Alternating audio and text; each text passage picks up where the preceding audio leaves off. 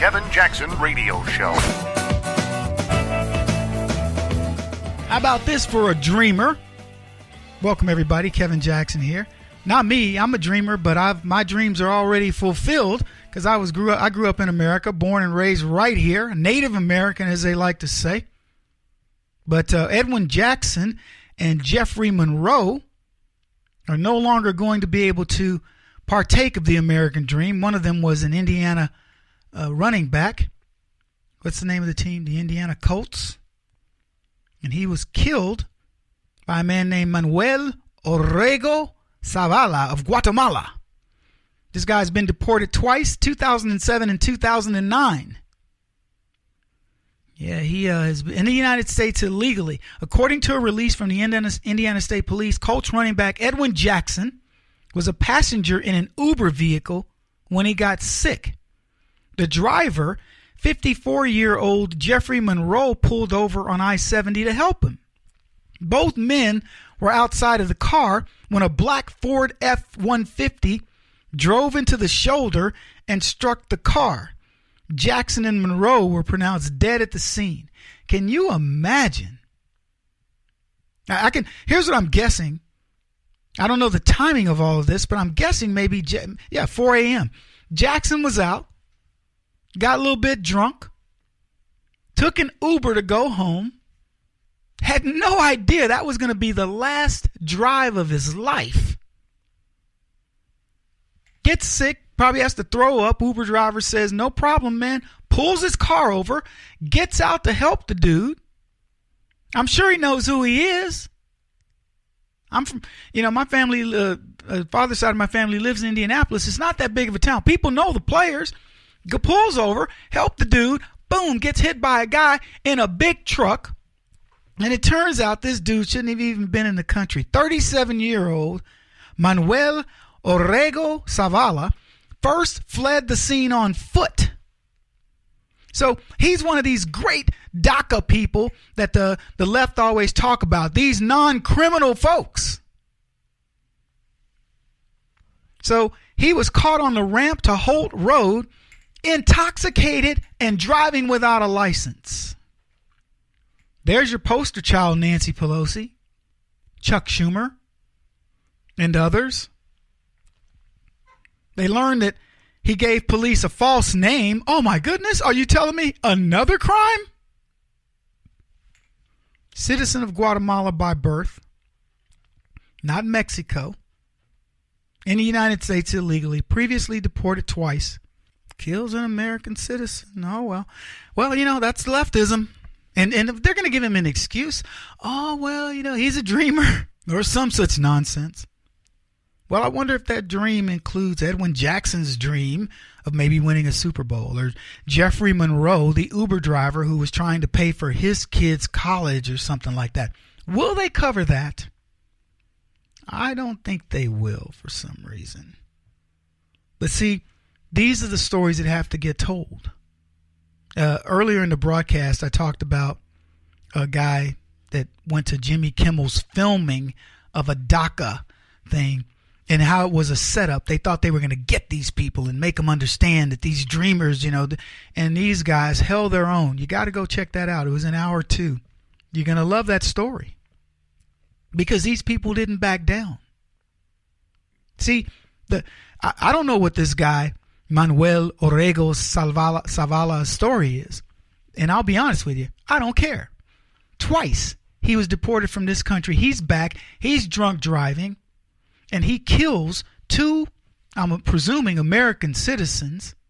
Would it have mattered, though, if they were American citizens or not? I mean, he killed 2 people because he was drunk, shouldn't have been in the country. And it's people like Schumer and these leftist policies that allow guys like him to flourish in this country. And how dare they call them dreamers? I mean, look, this guy was 37. He doesn't technically fit dreamer, but technically they see dreamers as anybody. They see dreamers as anybody over here trying to, they're trying to escape their poverty or whatever. And then, of course, we can go back to, if we can only save 1 life. What if we can only save 2 lives? Because without that guy, 2 lives are saved. Without that guy, Zareta, Kathleen Steinle, her life is saved. And there are many other tragic stories.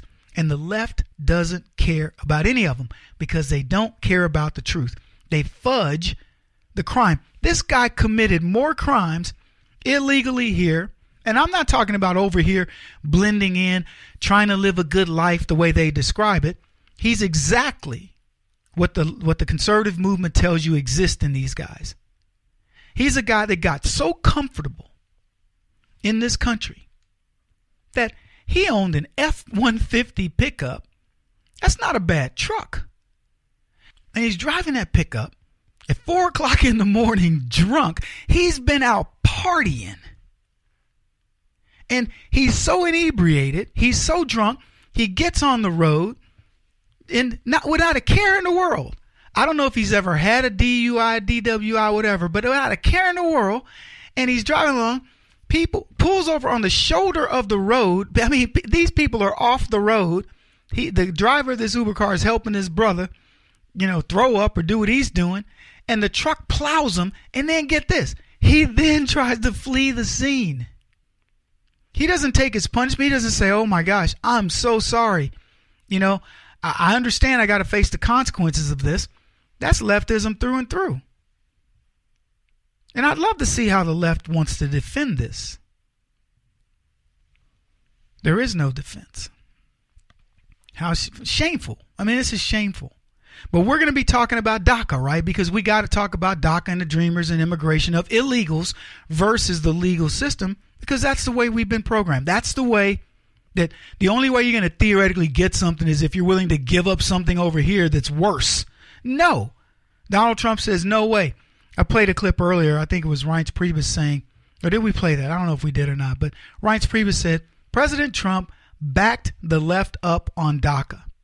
He's got them cornered. It's already illegals versus citizens and taxpayers. And now we have another story, a tragic story. And I don't know if black people are paying attention. Black folks, are you listening to me? This is a brother who was truly on his way up. He's at the pinnacle of his career. I don't know who the Uber driver is. We may never know. But we do know who Edwin Jackson is. And he is no more. I wonder if anybody's going to care about his family. Will he get a shrine, Michael Brown Jr.'s family? What are they going to do for him? Got to take a short break. We'll be back in just a minute. This is the Kevin Jackson Radio Show. Do you owe back taxes to the IRS or state? The secret to avoiding the IRS nightmare is to seek professional representation. My friends at Security Tax Associates provide the most cost-effective and ethical representation in the industry while helping to avoid seizures, levies, and wage garnishments. Security Tax Associates is here to ensure that the appropriate steps are taken to permanently eliminate any possibility of future tax burdens once and for all. For a free, no-obligation consultation, contact Security Tax Associates, 844-779-4177. That's 844-779-4177. 844-779-4177. Or visit them at securitytaxassociates.com.